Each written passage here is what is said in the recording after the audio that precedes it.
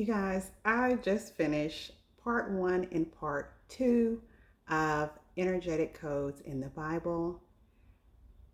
And I have to say, I thought they were superb. Um, Angie puts forth two very powerful definitions of faith. And this, it really reminded me of what I experienced when I first decided to stop attending where I was going to church. Um, and I was very, very young, but I took my religion very seriously. And it was what my life centered around. And when I was feeling what I was feeling and started saying what I was saying, I got met with a lot of resistance, a lot of guilt, guilting and shame and judgment. And that definitely was very scary. But I knew that something was missing from my experience, and I had a feeling. I knew deeply that God wanted me to experience something deeper. And it seemed that something deeper or higher or more expansive was actually being described in my Bible, but I wasn't getting that experience. So, anyway, that was a long time ago. I've had many, many more times within my journey that I've been moving into a new level of awareness. And each time that happened, it took a level of faith to get there. It took a degree of faith to get to the next level of understanding.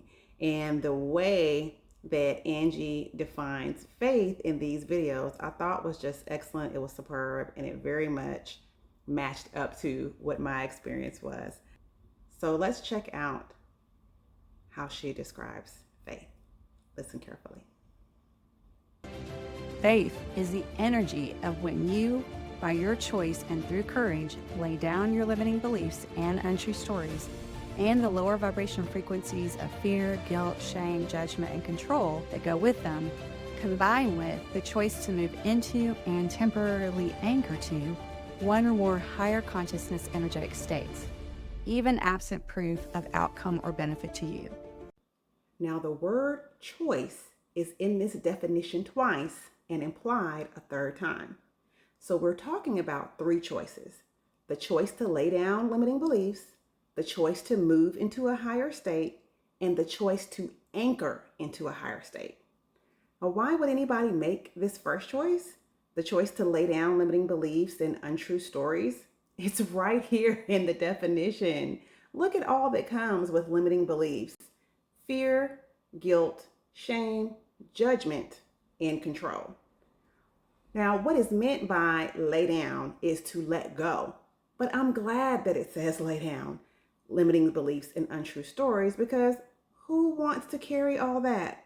That is heavy. How do you know that you've gotten a hold of a limiting belief or untrue story? Or I should say that a limiting belief or untrue story has gotten a hold of you. You feel heaviness in your spirit. The Bible says the truth shall make you free. But fear, guilt, shame, judgment, and control have the opposite effect. They keep you bound, stuck, captive to these five horsemen. And I'm calling them horsemen because they will beat you and drag you off into the night if you let them. These five horsemen come up inside of our own minds when we face a challenge, such as a desired experience in our life that is more than what our current belief system will allow for. And we have to fight to overcome these low vibrational feelings and thoughts, to even admit to ourselves that something within our current belief system is leaving us with unfulfilled desires or questions that are unanswered. And for many of us, once we finally break through our internal walls to express this to anyone else, fear, guilt, shame, judgment, and control are used against us and called faith. Why are you depressed? Don't you have faith? Don't question God. Where is your faith? Stay in that dead marriage. Where is your faith? To get out of fear, guilt, shame, judgment, and control, you have to make a move. Choice number 2, move into a higher energetic state, also known as a higher state of consciousness. This requires acknowledgement that there is something higher. This takes courage. See, courage is right there in the definition, because once you acknowledge that there is something higher, now you have a choice to make. Am I just going to sit here and look at it? Or am I going to move toward it? Moving toward it takes courage. Moving toward it may mean leaving everything and everyone you know behind in terms of consciousness. Because you are a part of the first wave of awakening healers, teachers, visionaries, architects of the new earth, you may not know anybody else that thinks like you.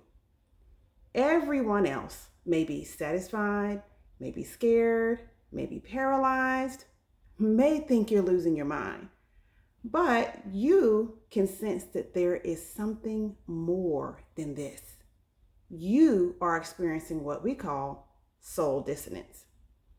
The deep knowing that something is off, something is missing, something is wrong. Many of you have everything you need, and some of you have all that you have ever wanted materially, but something is calling you higher. You may not have any proof, but somehow the existence of this something higher has crept into your awareness, so you choose to move in that direction. Now this brings us to the implied choice, number 3, to anchor in to this higher consciousness. What does it mean to anchor in? Anchor in, secure something firmly in place, stopping it from moving, or to establish something deeply, providing a stability or firm connection. What are you stopping from moving? Your consciousness. And where would it move to? Back to fear, shame, judgment, guilt, and control. These are the things that will come back up in your spirit to prevent you from doing what? Establishing something, that higher state of consciousness, deeply. If you choose to anchor into this higher state, it will provide stability and a firm connection. A connection to what? The voice within that was calling you higher. Once you anchor into the new state of higher consciousness, that same voice is going to speak a new perspective into your awareness in a way that you know that this is the answer or part of the answer that you have been looking for. Let me show you. Listen. Faith is an energetic threshold between lower consciousness, or the realm of ego, and higher consciousness, which is the realm of spirit.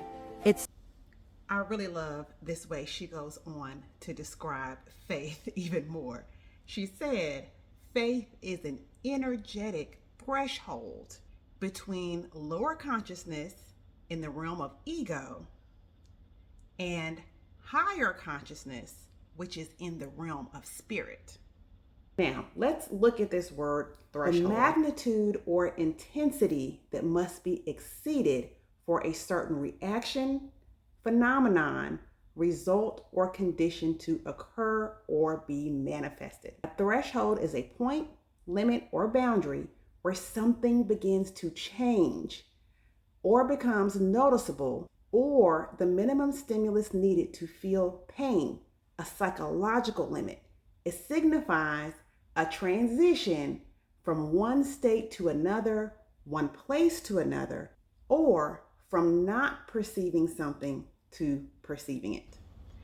So in this example, faith is moving you from a state of hoping, sensing deeply that there has to be more, to perceiving that there is, in fact, more. The evidence of having moved through the energetic threshold of faith into higher consciousness successfully is that your egoic limiting beliefs and untrue stories around whatever it is begin to fall away. I thought this this definition of faith was awesome. I have never heard it explained quite like this, you guys. In part 2, Angie goes even deeper into an explanation of faith that I think you guys will find really helpful. And stay locked in with this whole series now, Energetic Codes in the Bible. I think you're going to love it.